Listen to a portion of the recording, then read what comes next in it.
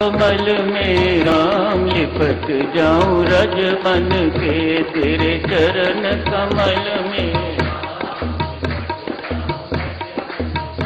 तेरे चरण कमल में राम लिपट जाऊं रज बन के तेरे चरण कमल में,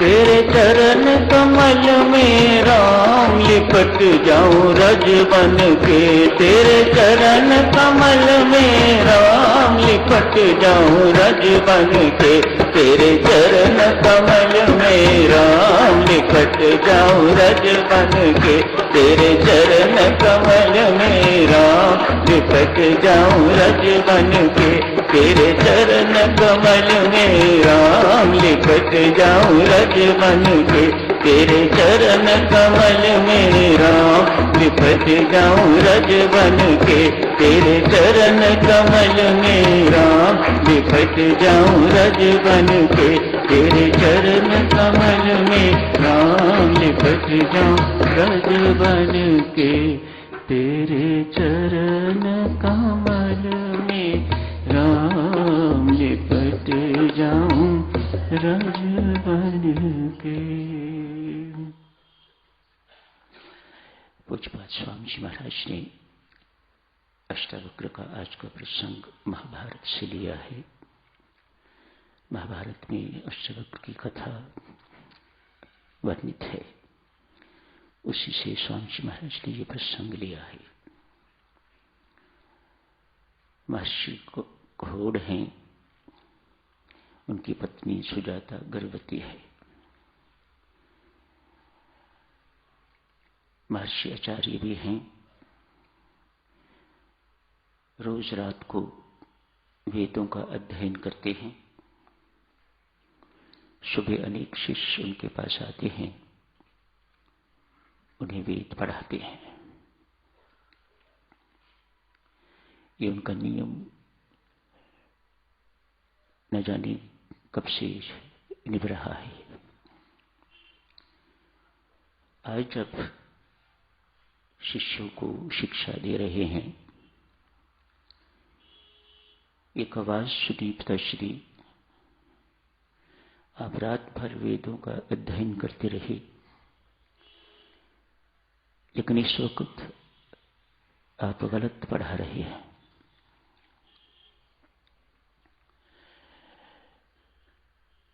महर्षि को बड़ा अजीब सा लगा, कौन है ये उदंड, ये आवाज कहां से है। इधर उधर झांका, कोई दिखा नहीं। शिष्यों के सामने मुझे अपमानित कर रहा है, मुझे गलत बता रहा है। मैं आचार्य हूं, विद्वान हूं, कौन है ये। खोज करने पर नहीं दिखा। पुनः आचार्य ने अपने शिष्यों को पढ़ाना शुरू किया, जारी रखा। पुनः आवाज आई, पिताश्री आप गलत पढ़ा रहे हैं, ये सही नहीं है, ये शास्त्र के अनुसार नहीं है।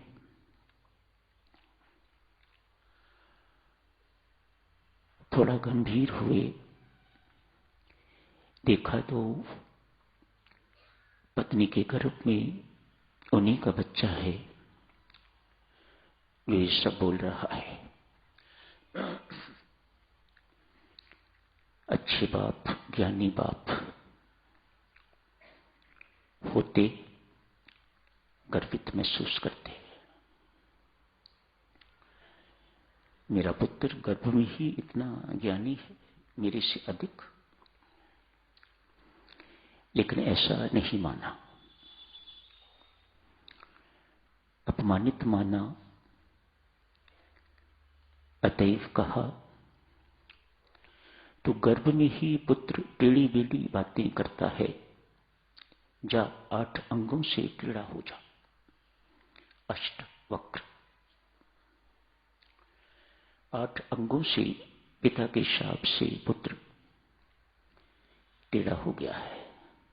अष्ट 8 वक्र, जिसके 8 अंग विकृत हैं, टेढ़े मेढ़े है, अष्टवक्र।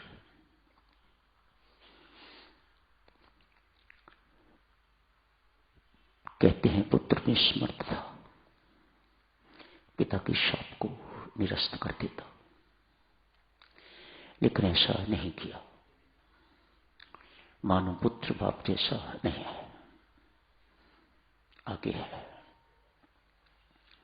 शाप स्वीकार किया, 8 अंगों से टेढ़ा पुत्र पैदा हुआ। पुत्र पैदा होने से पहले ही अष्टवक्र राजा जनक की सभा में एक बंदी नामक महापंडित से परास्त होके तो उन्हें जल समाधि दे दी गई थी।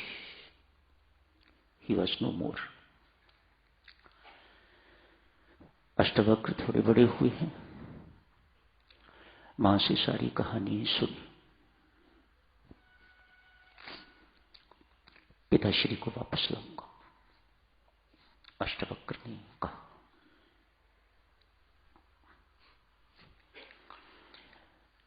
आज घिसटते घिसटते जो कथा आपने पढ़ी है, राजा जनक की सभा में चले गए, जाके बत्ती को चैलेंज किया, मैं तेरे से शास्त्रार्थ करने के लिए आया हूं। जितने भी यहां महापंडित बैठे हुए हैं, उनसे कोई भी मेरे से शास्त्रार्थ करने को तैयार हो तो आए। बीच की बात आपने पढ़ी, चमार घोषित किया, टेढ़े मेढ़े अंगों को, काले रंग को देख के हंसे सारे के सारे सभासद ब्राह्मण। तो अष्टवक्र जी महाराज ने इन सबको चमार कह दिया। जो चमड़ी देखे वह चमार। उपदेश भी पढ़ा साधक। अष्टवक्र गीता नामक से प्रसिद्ध है जो उपदेश आपने पढ़ा। बंदी से शास्त्रार्थ किया, बंदी हार गया। वह महापंडित जो हर एक को हरा रहा था और जल समाधि दे रहा था, दिलवा रहा था, अष्टवक्र से हार गया है। अष्टवक्र ने कहा, राजन, आपके नियमों के अनुसार बंदी को जल समाधि दी जाए।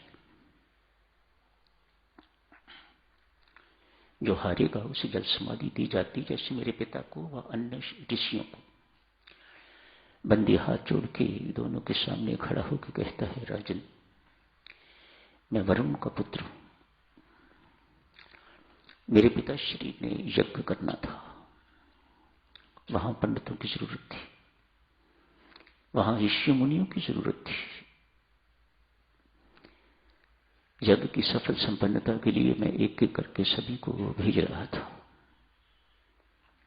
कैसे कैसे महात्मा हुए, कैसी कैसी करनी उनकी, कैसी कैसी सिद्धियां उन लोगों के पास। राजन, मेरे पिताश्री का यज्ञ संपन्न हुआ है, सबके सब ऋषि लौट रहे हैं। अष्टवक्र से कहा, बेटा तेरा पिता भी लौट रहा है। पिता लौटे, अन्य ऋषि मुनि लौटे। अष्टवक्र की इस कृति को देखकर सबने आशीर्वाद दिया। बेटा सामने नदी है, इसलिए जाके स्नान कर। स्नान किया, सब अंग ठीक हो गए। ये तो ही साक्षी महर्षि महामुनि अष्टवक्र की कथा। परसों साधक जी में एक पत्र आया दिल्ली से किसी देवी को। लिखती है, मैंने व्रत लिया था, 20,000 रोज का जाप करूंगी, सुबह शाम ध्यान में बैठूंगी। मेरे से एक दिन भी नहीं निप पाया। कारण लिखती हैं, कई वर्षों से अपनी सहेली के कहने पर मैंने बहुत स्वाध्याय किया। मुझे ज्ञान में रुचि हो गई। यहां की उपासिका, मैंने अष्टवक्र गीता पढ़ी, मैंने गुरु गीता पढ़ी, वेदांत के अनेक ग्रंथ पढ़े। मुझे नींद नहीं आती थी। इतनी लगन, वह तो लगन कहती है, मैं तो कहूंगा कि इतनी व्यसनी हो गई वो स्वाध्याय के प्रति। स्वाध्याय बिना रहा न जाता था। रात को उठ उठ के दोपहर पढ़ती। इतनी चिट्ठी पढ़ी तो कुछ मेरे भाव भी उठे होंगे भीतर। शाबाशी भी दे रहा था। मन ही मन सोच रहा था क्या हुआ होगा इसके बाद। तो अगले ही 2-3 पंक्तियों में लिख दिया कि इस वक्त मैं इतनी भ्रांत हूं, मेरे अंदर प्रश्न ही प्रश्न है। मेहरबानी करके मेरे प्रश्नों का उत्तर दो।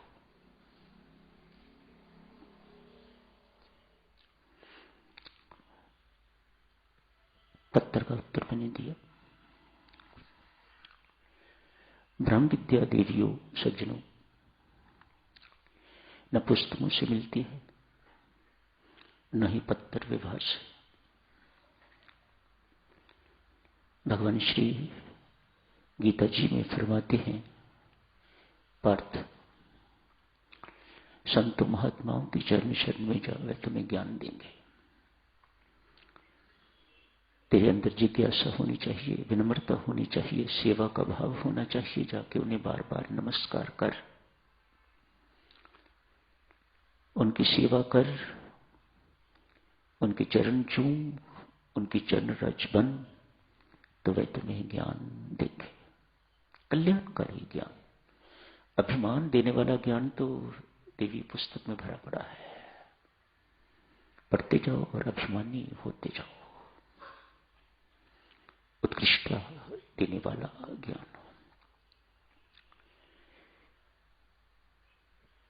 पोस्ट कार्ड लिखता हूं, सो थोड़ी पंक्तियों में लिखा, देवी, जिस लगन से तूने ज्ञान उपार्जन के लिए स्वाध्याय किया है, इसी लगन से यदि तूने राम नाम जपा हुआ होता तो तेरी बहुत यात्रा आज तक तय हो गई होती। इस वक्त तेरी स्थिति बहुत दयनीय है। तेरे अंदर भ्रांतियां ही भ्रांतियां हैं। ये भी तो ज्ञान है। इस ज्ञान को क्यों नहीं पकड़ा? मुख से जपिए राम और हाथ से करिए काम। स्वामी जी महाराज का देवी कितने संक्षिप्त शब्दों में महाज्ञान। इस ज्ञान को क्यों नहीं पकड़ा? तो किस ज्ञान के पीछे पड़ गई है? और उस ज्ञान ने तुझे भ्रांतियों के अतिरिक्त कुछ नहीं दिया। अभी भी मेरी बात मान। मैं तेरे से प्रार्थना करता हूं, उन पुस्तकों को बंद कर। फजूल में स्वाध्याय रूपी भूसा अपने अंदर क्यों भर रही है? सीधा साधा मार्ग है हमारा, सरल मार्ग है। जरूरत है तो विश्वास एवं श्रद्धा पूर्वक चलने की। शायद बहुत ही सरल है, इसलिए इतनी जल्दी विश्वास नहीं होता, इसके प्रति श्रद्धा नहीं होती। हनुमान जी का मंदिर, मां का मंदिर, जितनी कठिनाई से पहुंचा जाता है उतनी अधिक श्रद्धा उस मां के प्रति और हनुमान जी के प्रति। यहां कुछ भी नहीं करना पड़ता, इसलिए शायद विश्वास और श्रद्धा इतनी जल्दी बनती नहीं है।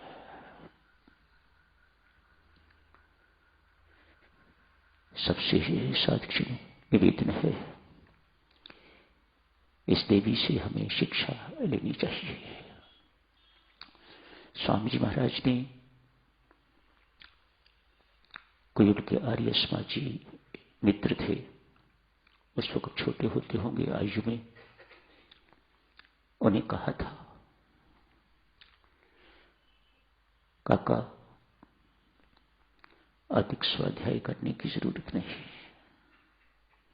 मैंने बहुत कर लिया। जगह जगह से दूध इकट्ठा करने की जरूरत नहीं, मैंने दूध भी इकट्ठा किया, गर्म किया, उसे उबाला, उसे ठंडा किया, दही जमाया उसका, और उसके बाद मैंने नवनीत निकाल के आप लोगों को दे दिया हुआ है। अधिक स्वाध्याय के चक्कर में पड़ने की जरूरत नहीं, उस नवनीत का, उस मक्खन का सेवन करो, बाकी सब कुछ मैंने कर रखा हुआ है। वाह स्वामी जी महाराज, कैसे आपका दिया किया हुआ हम चुका सकेंगे। साफ शब्दों में कहा हुआ है, मैंने सारों का सार आप लोगों को निकाल के दे दिया है, बस सिर्फ उसका सेवन करना है। इस सार को पचाने वाला कोई कोई, छाछ पीने वाले बहुत। जब दूध को मथा तो मक्खन भी निकला तो छाछ भी। हम सब छाछ पीने वाले ही हैं, भौतिक लाभ लेने वाले हैं हम, वास्तविक का ग्राहक तो कोई कोई। तो यही समाप्त करने की इजाजत दीजिए।